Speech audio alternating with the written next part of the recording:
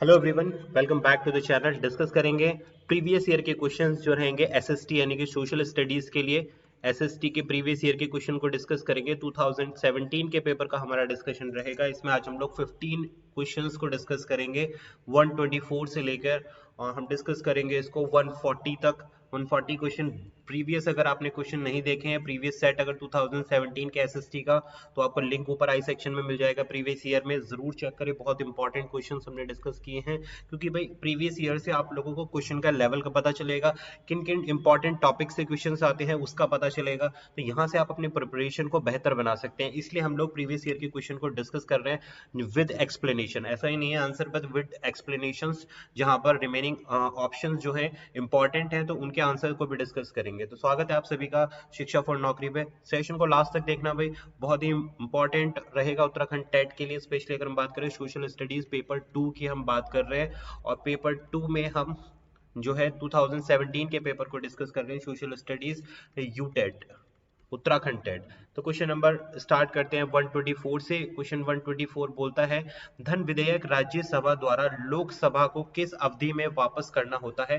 The council of state Rajya Sabha shall return money bill to the house of people Lok Sabha within a period. कितने periods में इनको वापस करना होता है? तो ये है हमारे पास ऑप्शन नंबर ए, 14 दिन का पीरियड होता है इनके पास। ऑप्शन नंबर ए, 14 डेज में क्या करना होता है? धन विधेयक जो राज्यसभा द्वारा लोकसभा को किस अवधि में वापस करना होता है? 14 दिन, 14 days. Option A is the right answer. Next question लेते हैं। क्वेश्चन नंबर है हमारे पास 125। निम्न में से कौन सा तीव्र ढालों पर मृदा अपरदन रोकने के लिए सर्वाधिक उपयुक्त होता है? बहुत ही अच्छा क्वेश्चन है भाई। सॉइल के रिलेटेड में बात करूं, ज्योग्राफी से लिया गया क्वेश्चन है।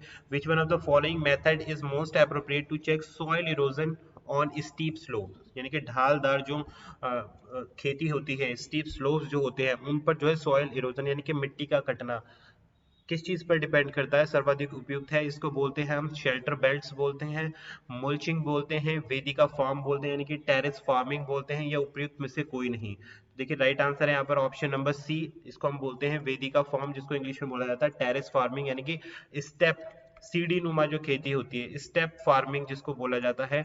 अब ये कहाँ पर होती है? ये होती है जो भी पहाड़ी इलाके होते हैं, जो भी ढालदार इलाके होते हैं, तो वहां पर सीढ़ी नुमा खेती की जाती है, स्टेप्स बनाई जाती है। यानी कि ऊपर की जो सॉइल होती है, अपर लेयर की जो सॉइल होती है, अगर वो कटती भी है तो नीचे वाले स्टेप पर आ जाती है, और जिससे जितने भी मिनरल्स हैं, सॉइल इरोजन में क्या होता है भाई, जितने भी इंपॉर्टेंट मिनरल्स होते हैं वो चले जाते हैं, सॉइल के उर्वरकता मिट्टी की खत्म हो जाती है। तो इसलिए स्टेप वाइज जो फार्मिंग की जाती है उसमें ये उर्वरकता मेंटेन रहती है, एक स्टेप से दूसरे स्टेप पर ट्रांसफर हो जाती है, इसको हम बोलते हैं टेरेस फार्मिंग। नेक्स्ट क्वेश्चन 126, जनसंख्या प्रवास के संबंध में निम्न में से कौन से कथन पर विचार करना है? इनमें से कौन सा कथन गलत है, यानी कि जो सही नहीं है वो आपको बताना है। नॉट दिया है क्वेश्चन में, हर एक क्वेश्चन को ध्यान से पढ़ना है भाई, स्पेशली पैडागोजी का जब आपके पास क्वेश्चन आता है, क्योंकि कई बार इसमें नॉट लगा देता है और आप जो है राइट वाला आंसर करके आ जाते हैं। प्रवास के कारण जनसंख्या के आकार में परिवर्तन होता है। अप्रवासी वे लोग होते हैं जो देश छोड़ते हैं, और उत्प्रवासी वे लोग होते हैं जो देश में आते हैं। प्रवास का मुख्य कारण रोजगार, शिक्षा एवं स्वास्थ्य सुविधाओं की खोज। और ऑप्शन डी बोलता है इनमें से कोई नहीं। तो जो करेक्ट नहीं है वो हमें पिक करना है। तो जो करेक्ट नहीं है वो है हमारे पास option number B, immigrants are people who leaves a country and emigrants are those who arrive in a country. तो ये स्टेटमेंट जो है गलत है, सही नहीं है, इसलिए हमें गलत ऑप्शन ही चूज करना था। बाकी सारे ऑप्शन सही हैं कि जो प्रवासी के कारण क्या होता है, जनसंख्या के आकार में परिवर्तन होता है, क्योंकि प्रवास होता है, लोग एक स्टेट से दूसरे स्टेट में जाते हैं, एक कंट्री से दूसरी कंट्री में जाते हैं, तो जो जनसंख्या होती है उस पर परिवर्तन पड़ता है, उस पर प्रभाव पड़ता है। और मुख्य कारण क्या होता है प्रवास करने का? रोजगार के लिए, शिक्षा के लिए, और स्वास्थ्य सुविधाएं। किसी भी एरिया में, किसी भी डिस्ट्रिक्ट में, किसी भी गांव में, किसी भी शहर में, किसी भी स्टेट में अगर ये सुविधाएं मौजूद नहीं है, इसलिए वहां की जनता प्रवास करती है, दूसरे स्टेट्स, दूसरे कंट्रीज और दूसरे सिटीज की तरफ जाती है। किस चीज की खोज में? फैसिलिटीज की खोज में, चाहे वो रोज एम्प्लॉयमेंट हो, आपकी एजुकेशन हो, या स्वास्थ्य हो। तो इसलिए option number B is the right answer. Next 127 question, लोकतंत्र के मूल्यांकन के संदर्भ में इनमें से कौन सा एक लोकतांत्रिक व्यवस्थाओं के अनुरूप नहीं है, उसे चुने। नॉट की बात की गई है। In context of assessing democracy which one of the following is not according to the democratic principle, find करना है आपको। तो देखिए राइट आंसर रहेगा यहाँ पर बहुसंख्यकों का शासन, स्वतंत्र एवं निष्पक्ष चुनाव, व्यक्ति की गरिमा, या कानून के समक्ष समानता, equal treatment before law. Democratic principles की बात करें, अगर हम लोकतांत्रिक व्यवस्थाओं के अनुरूप जो सही नहीं है वो है बहुसंख्यकों का शासन, है ना, मेजॉरिटी रूल्स। तो ये सही नहीं है भाई। अगर लोकतांत्रिक की बात की जाए कि बहुसंख्यकों का शासन नहीं होता है इसमें, तो इसलिए ऑप्शन नंबर ए को हमने चूज किया है। स्वतंत्र होता है ये चुनाव और निष्पक्ष होता है, बिल्कुल सही है। व्यक्ति की गरिमा यानी कि डिग्निटी किसी भी पर्सन की बनी होनी चाहिए, और कानून के समक्ष समानता होनी चाहिए, यानी कि इक्वल ट्रीटमेंट होना चाहिए लॉ के सामने सभी लोगों के, चाहे वो किसी भी लेवल से आता हो। तो ऑप्शन ए करेक्ट नहीं है क्वेश्चन 1 to 7 के लिए। नेक्स्ट क्वेश्चन 1 to 8, निम्नलिखित में से किसके साथ ही द्वितीय नगरीकरण का प्रारंभ हुआ? Which among the following the second urbanization started with? उत्तर काले, ऑप्शन बी चित्रित घूसर भांड, ऑप्शन सी काले व लाल भांड, या डी लाल भांड जिसको हम बोलते हैं रेड वेयर। क्या करेक्ट आंसर रहेगा क्वेश्चन नंबर 128 के लिए? दैट इज ऑप्शन नंबर ए, इसको हम बोलते हैं उत्तरी नॉर्दर्न ब्लैक पॉलिश्ड वेयर। तो A is the right answer for question number 128. Next question 129, निम्नलिखित में से किसे अशोक के न्यायिक प्रशासन के लिए नियुक्त किया गया था? Who among the following was appointed by Ashoka for judicial administration? Option number A Dhamma, option number B Rajukas, option number C Mahamatras, या सी श्रवण जिसको श्रमणास बोला भी जाता है, इंग्लिश में प्रोनाउंस किया जाता है। तो राइट आंसर है यहाँ पर राजूकास जो होते हैं, ऑप्शन बी जो है यहाँ पर। ये क्या था भाई? ये जो अशोक थे, सम्राट अशोक थे, उनके जो जुडिशियल यानी कि न्यायिक प्रशासन के लिए उनको नियुक्त किया गया था, राजूकास को नियुक्त किया जाता था उस समय पर। Option B is the right answer. Next, निम्नलिखित में से कौन सा सही नहीं है? Which of the following is not correctly match? ये आपको बताना है। एक तरफ दिया गया एटॉमिक पावर प्लांट दिए गए हैं और दूसरी तरफ राज्य दिए गए हैं, तो आपको सही जो मैच नहीं हुआ है वो बताना है। तो देखिए जो कालापक्कम होता है वो तमिलनाडु में है, कालापक्कम एटॉमिक पार्क तमिलनाडु में, बिल्कुल सही है।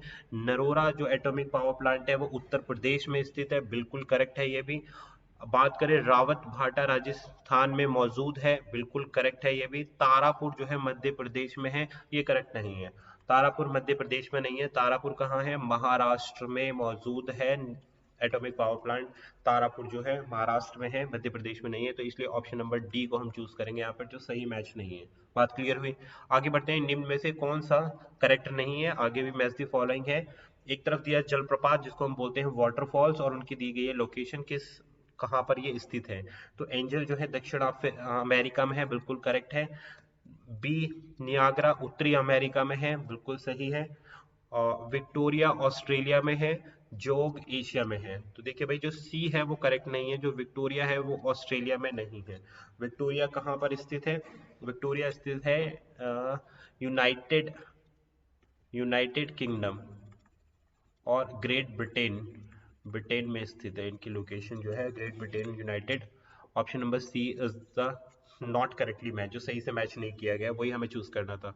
और क्वेश्चन नंबर आता है 132 बोलता है गोखुर या चाप झील का निर्माण किया जाता है, किस लिए किया जाता है? ऑक्सबोर्ड लेक इज फॉर्म्ड बाय, नदी द्वारा किया जाता है, हिमानी द्वारा यानी कि ग्लेशियर्स द्वारा, हवा द्वारा, विंड द्वारा, ज्वालामुखी यानी कि वॉल्केनोस द्वारा। तो राइट आंसर है यहाँ पर ऑप्शन नंबर ए।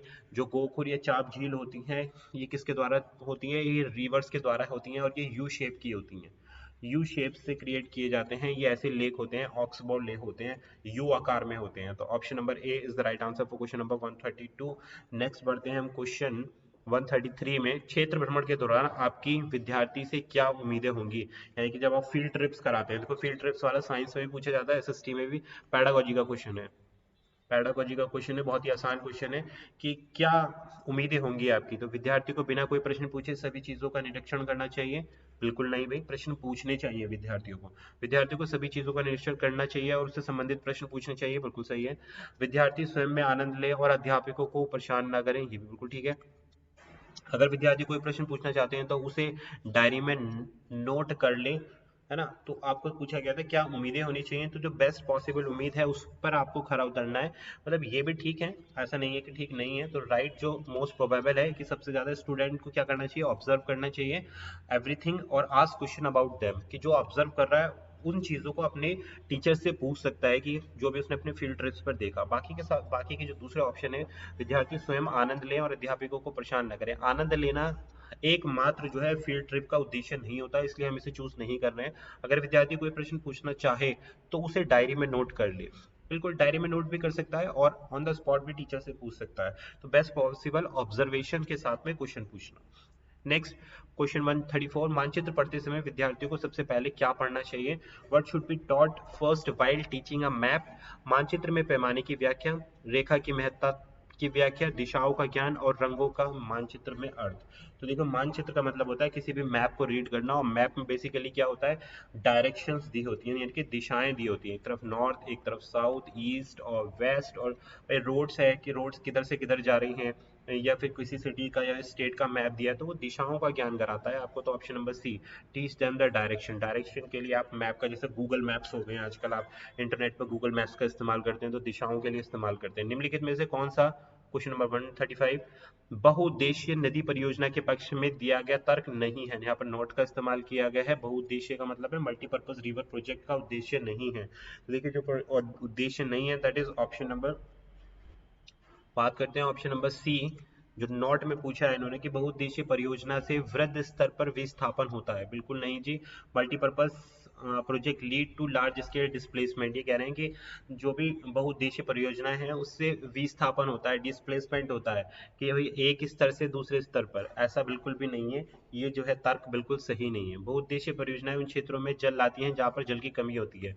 बिल्कुल करेक्ट है भाई। ये बहुउद्देशीय परियोजनाएं जल बहाव को नियंत्रित करके बाढ़ पर काबू करती हैं। भाई जो डैम्स प्रोजेक्ट बनते हैं, रिवर प्रोजेक्ट होते हैं, रिवर्स पर जो डैम्स बनते हैं, तो वो क्या करते हैं भाई, बाढ़ को यानी कि फ्लड को कंट्रोल करने का काम भी करते हैं। इलेक्ट्रिसिटी प्रोडक्शन भी होता है और पानी की कमी को भी पूरा किया जाता है, स्टोर किया जाता है वाटर को। बहुउद्देशीय परियोजना विद्युत पैदा करती हैं, बिल्कुल सही है।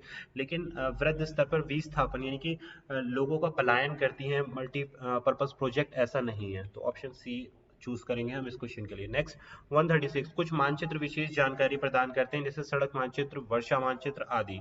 इस प्रकार के मानचित्र कहलाते हैं, जैसे रोड मैप्स हो गए या फिर रेनफॉल मैप्स हो गए। भौतिक कहलाएंगे, फिजिकल मैप हैं ये। ऐतिहासिक मैप है, पॉलिटिशियन मैप हैं, थीमेटिक मैप्स हैं।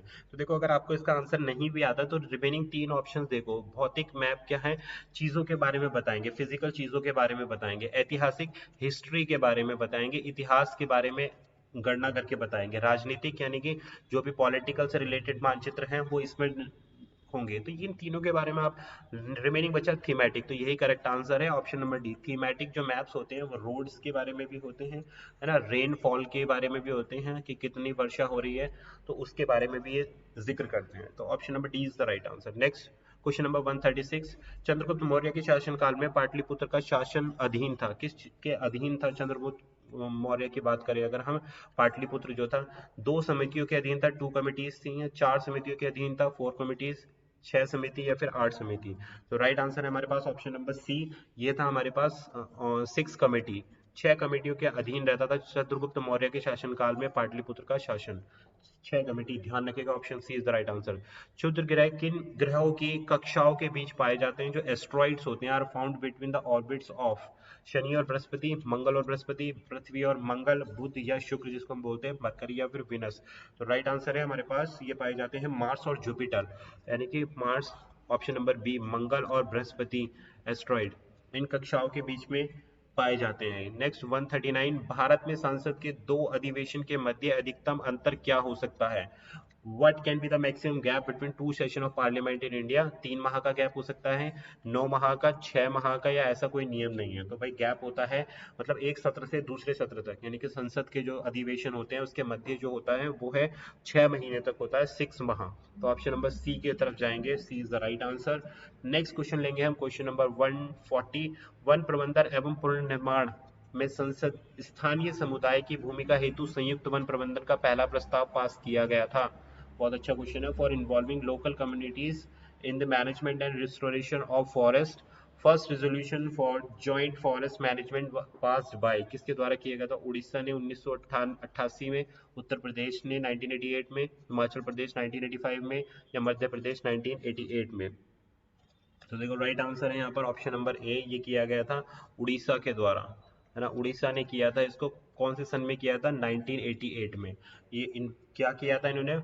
प्रबंधन एवं पुनर्निर्माण में स्थानीय समुदाय की भूमिका हेतु संयुक्त वन प्रबंधन का पहला प्रस्ताव पास किया गया था उड़ीसा के द्वारा 1988 में। तो इस सेशन में हमने 140 तक क्वेश्चन डिस्कस किए। कहाँ से स्टार्ट, 124 से 140 तक के एसएसटी के प्रीवियस ईयर के क्वेश्चन 2017 का पेपर हम डिस्कस कर रहे हैं उत्तराखंड टेट के लिए। रिमेनिंग क्वेश्चन को हम नेक्स्ट वीडियो में, रिमेनिंग 10 क्वेश्चन को नेक्स्ट वीडियो में डिस्कस करेंगे। अगर आपने प्रीवियस वीडियोस नहीं देखी हैं इस सेशन की तो ऊपर आई सेक्शन में लिंक आ रहा है। सेशन पसंद आ गया हो तो ज़्यादा से ज़्यादा शेयर कर देना। चैनल पर नए हैं तो सब्सक्राइब करके बेल आइकन को जरूर प्रेस करेंगे। मिलेंगे आपसे नए सेशन में। Thanks for watching. Thank you.